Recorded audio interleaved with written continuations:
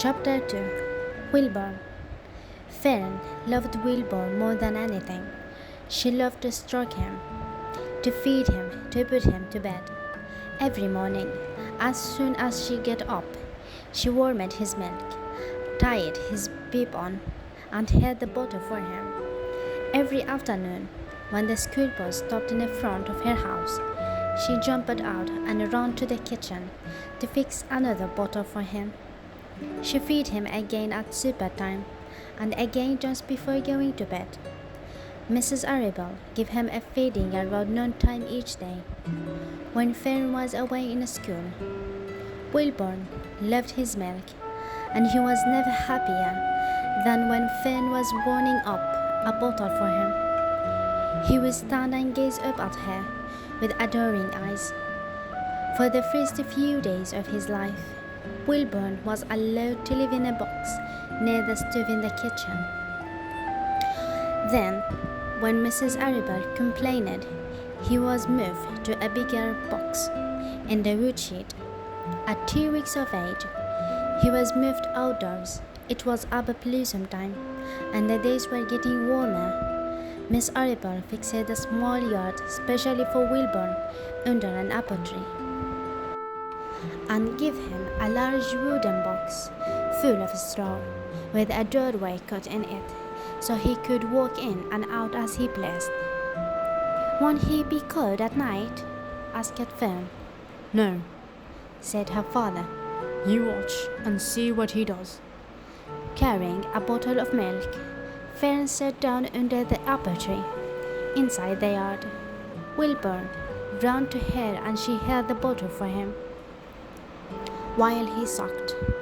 When he had finished the last drop, he grunted and walked sleepily into the box. Fern peered through the door. Wilbur was poking a straw with his nut. In a short time he had a dark tunnel in the straw. He crawled into the tunnel and disappeared from sight, completely covered with straw. Fern was enchanted. It relieved her mind to know that her baby would sleep covered up and would stay warm. Every morning after breakfast, Wilbur walked out to the road with Fern and waited with her till the bus came. She would wave goodbye to him, and he would stand and watch the bus until it vanished around a turn. While Fern was in school, Wilbur was shut up inside his yard, but as soon as she got home in the afternoon, she would take him out, and he would follow her around the place. If she went into the house, Wilbur went too. If she went upstairs, Wilbur would wait at the bottom step until she came down again. If she took her doll for a walk in the doll carriage, Wilbur followed along. Sometimes, on these journeys, Wilbur would get tired and Fern would pick him up and put him in the carriage alongside the doll. He liked this, and if he was very tired, he would close his eyes and go to sleep under the doll's blanket. He looked cute when his eyes were closed because his lashes were so long. The doll would close her eyes too, and Fern would wheel the carriage very slowly and smoothly, so as not to awake her infants. One warm afternoon, Fern and Avery put on a bathing suit and went down to the brook for a swim. Wilbur tugged along at Fern's heels. When she waded into the brook, Wilbur waded in with her. He found the water quite cold, too cold for his liking. So, while the children swam and played and splashed water at each other, Wilbur immersed himself in the mud along the edge of the brook where it was warm and moist and delightfully sticky and oozy. Every day was a happy day, and every night was a peaceful. Wilbur was what farmers call a spring pig, which simply means that he was born in springtime.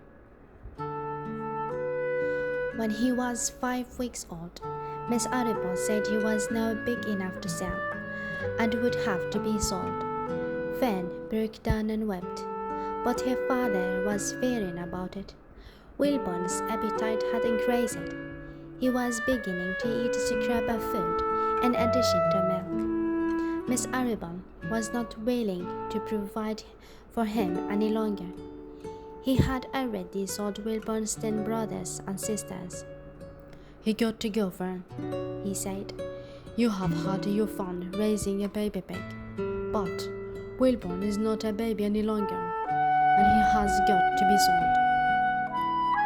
"Called up Zachrymans," suggested Mrs. Arable to Fan. "Your Uncle Homer sometimes raises a pig, and if Wilbur's go there to live, you can walk down the road and visit him often as you like." "How much money should I ask for him?"